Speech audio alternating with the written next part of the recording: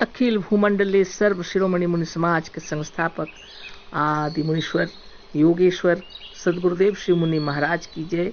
उपस्थित साधु सज्जन वृंद, संत वृंद, मुनि वृंद, साधक वृंद, अध्यात्म ज्ञान के जिज्ञासु और प्रेमियों, आप सबको मेरा कोटिशः नमन, सप्रेम जय जीव। तो अभी इसी विषय पर चर्चा चल रही है कि संसार का स्वामी है ना एक ही के वश में सारा हो रहा संसार है, एक ही कविष्ट भर पर हो रहा अधिकार है। तो बहुत बड़ी बात हम लोग बातें कर रहे थे। यह ज्ञान जो इस जीव को है दीन दुर्बल कह रहा, वह ज्ञान क्या अज्ञान है, इस ज्ञान को धिक्कार है। तो जो जीव को दीनहीन और दुर्बल समझते हैं, पापी समझते हैं, वो गलत बात है। वास्तव में हम लोग कर्म जैसा करते हैं, नाम वैसा होता है वास्तव में, है ना। वास्तव में यही आत्मा एक परमात्मा है, पापात्मा चाहे धर्मात्मा है। किया पाप पापी, किया धर्म धर्मी, करता नहीं कोई अन्यात्मा है। यही आत्मा एक परमात्मा है, पापात्मा चाहे धर्मात्मा है। बहुत बड़ी बात है। अन्यात्मा मतलब जड़ को कहा जाता है। जिसमें आत्मा नहीं है वह जड़ है। जड़ कोई काम नहीं कर सकता। करने वाली शक्ति आत्मशक्ति है। चाहे पाप कर्म करे या पुण्य कर्म करे, करने वाली शक्ति आत्मशक्ति है। जो अच्छे काम करते हैं, जो धर्मात्मा बोले जाते हैं, और खराब काम करते हैं तो पापी कहे जाते हैं। क्या करें, जैसा कर्म करेंगे तो नाम वैसा होगा, है ना। वास्तव में सब आत्मा की महिमा है अनंत निज की माया, इस मेरे जीवात्म की ले ले परीक्षा मुनि, सभी कहना अधिक बेकार है। बहुत बड़ी बात है ना। वास्तविक बात यही है। सब माया इसी की है अनंत निज की माया। ये अनंत है इस आत्मा की माया, है ना। निज मने अपना आप, निज मने आत्मा, है ना। यह अनंत है, इसका आदि और अंत नहीं, है ना। अनंत है जिसका अंत नहीं, है ना। वह माया ऐसा है ना। इसीलिए कबीर भी कहते हैं, है ना, माया मुई न मन मुआ, मरी मरी गया शरीर, आशा तृष्णा ना मुई, यूं कही गए दास कबीर। बहुत बड़ी बात है। माया जो है कैसे मरेगा? वो तो आत्मा के साथ रहता है। ये माया जो है आत्मा के अंदर है, आत्मा की प्रकाश है ना। यह सारा विश्व ब्रह्मांड आत्मा के कारण है। जागृत में ये दुनिया दिखलाई पड़ रही है। नींद में जब हल्की नींद में रहेंगे तो एक दुनिया दिखलाई पड़ती है। तो आत्मा की माया है सब, यह संसार भी और स्वप्न भी। और जब गहरी नींद में सो रहे हैं कोई बाधा नहीं, है ना। और सुषुप्ति से आगे जब तुरीय अवस्था में जाते हैं, समस्त ज्ञान हो जाता है, ब्रह्म ज्ञान हो जाता है कि हम अजर अमर अविनाशी हैं और इस जगत के मालिक हैं। यह ज्ञान हो जाता है।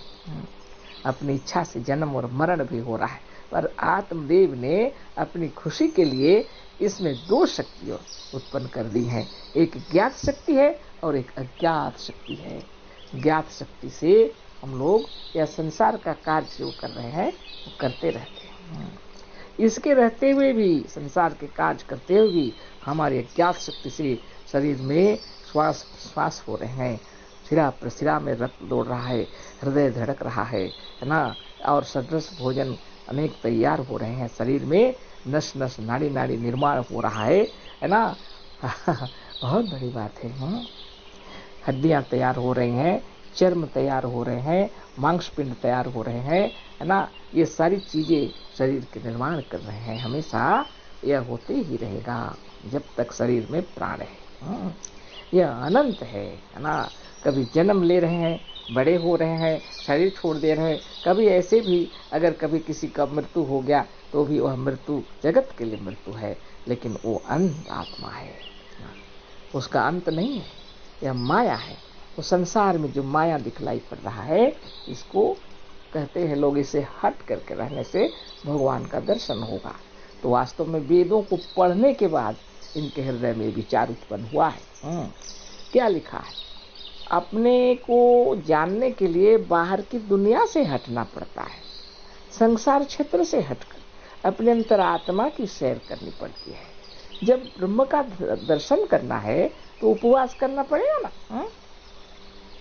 जितने कर्मेंद्रिय हैं, ज्ञानेंद्रिय हैं, ये सब जो संसार का भोग कर रहे हैं, वो सबसे हटकर अपनी ओर, अपनी आत्मा की ओर, अपने भीतर जब गमन करते हैं, जब अंतरात्मा में तलीन हो जाते हैं, तब तो आत्मदर्शन हो जाता है ना। जब चित्त की वृत्तियां स्थिर हो जाती हैं, जब भोग कर ही नहीं रहे बाहर की दुनिया में, तो चित्त की वृत्तियां जो है स्थिर हो जाती हैं, अपने आप में समाहित हो जाती हैं, तब दर्शन होता है अपने आत्म का, अपने आत्मदेव का। योगश्चित्त वृत्ति निरोध तदा दृष्टु स्वरूपे अवस्थानम। तब दृष्टा साधक योगी अपने स्वरूप में स्थित हो जाता है, अपने आप को जान लेता है। और जब तक बाहर में रहते हैं, बाहर की दुनिया में रहते हैं, अपने को हमको पता ही नहीं रहता है। जो जैसा बता रहे हैं, सुन रहे हैं, उसको कहते हैं माया। कोई बतला रहा है सातवें आसमान के ऊपर खुदा, कोई बतला रहा है कैलाश पर्वत में भगवान जी बैठे हैं। जो कोई जैसा बता रहा है, आप अगर उसको सुन रहे हैं तो आप माया में हैं, है ना। देखो गोस्वामी जी क्या कहते हैं, गो गोचर जह लगी मन जाई, सो सब माया जानहु भाई। मन के द्वारा जो कुछ दिख रहा है ना, ये इंद्रियां जहाँ तक चल रही हैं, गोचर, ये इंद्रियां जहाँ तक चल रही हैं, वो सब माया है। तो नहीं समझने से लोग क्या बताते हैं, भगवान कृष्ण गाय चरा रहे थे, वही स्थान जो था वो माया। तो गाय तो अभी भी चरा रहे हैं अपना आत्मदेव, है ना। कृष्ण तो आपका भीतर बैठे हुए हैं। ये गो मन इंद्रियां होती हैं, इन सब इंद्रियों को चराने की शक्ति तो कृष्ण में ही है। भगवान कृष्ण आपके शरीर में विद्यमान है, इस सारी इंद्रियों को चरा रहे हैं, इस शरीर को, है ना, गोपालक पालन भी कर रहे हैं, चरा भी रहे हैं, है ना। तो ये रहस्यमय बातें हैं, और ये रहस्य आत्मज्ञान बिना प्रकट नहीं होता, और बिना गुरु के पता नहीं चलता। सदगुरु नहीं आते तो हम लोग अंधेरे में भटक गए होते, है ना। हम लोग भी वही सोचते कि जहाँ भगवान कृष्ण गाय चरा रहे थे वही जगह ही माया है, और बाकी जब है क्या है। तो सारे शरीर का पालन करने वाले, शरीर की रक्षा करने वाले, और इन आँखों के द्वारा संसार में भ्रमण करता है मन, है ना। भ्रमण तो क्या करेगा, मन तो सकल विश्व का मालिक, है ना, आत्मदेव स्वयं, है ना। तो बहुत बड़ी बात है। ये आत्मा, ये मन, ये प्राण, ये शरीर, ये संसार सब एक ही चीज है, बिल्कुल। जब आप ध्यान मग्न हो जाते हैं तब आपको समझ में आ जाता है ना, ये वास्तविकता क्या है। इसलिए इसको जानने के लिए कहा गया है कि बाहर की दुनिया से हटकर भीतर की ओर जाना है, क्योंकि ये मन जहाँ जहाँ चल रहा है वो सब माया है। तो मन को हटा करके अपने में लगा लेना चाहिए। तो लोग समझते हैं घर द्वार छोड़कर, बाल बच्चे छोड़कर जाने से भगवान का दर्शन होगा। आज कंप्लीट नहीं हो सका, कल फिर बातें करेंगे। अशेष धन्यवाद। सब प्रेम, जय जीव, कोटि शह नमन।